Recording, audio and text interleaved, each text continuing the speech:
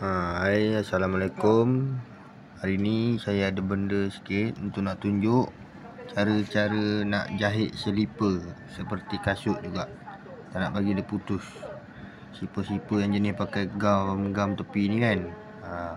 Tapi saya tak ada benang besar, dah habis, ada benang kecil saja. Ini cara-cara dia. Okey, mula-mula cocok dia, bagi dia tembus ke arah sini. Lepas tu kita ikatkan dia. Ikat dia macam tu.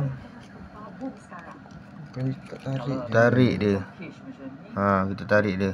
Pakai besi-besi macam ni lah, untuk nak tarikkan dia keluar ke sini kan. Okey. Lepas tu simpul ke situ. Lepas tu kita simpul ke sini. Sekejap saya fokuskan sekejap. Okey. Simpulkan je, lepas tu kita cocok lagi sekali. Lepas tu kita tarik dia balik. Tarikkan dia balik. Buat situ. Tarik dia balik. Okey. Yang ni masuk sini. Yang ni masuk dekat yang lebihan tadi tu. Dekat lebihan tadi tu masuk, tarik dia.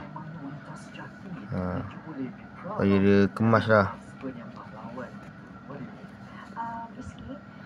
Lepas tu kita ulang macam biasa. Macam sama juga, kita ulang balik. Kita cocok dia balik belakang tu.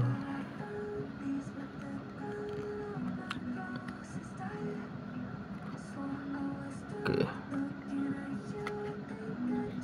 Gantung dia.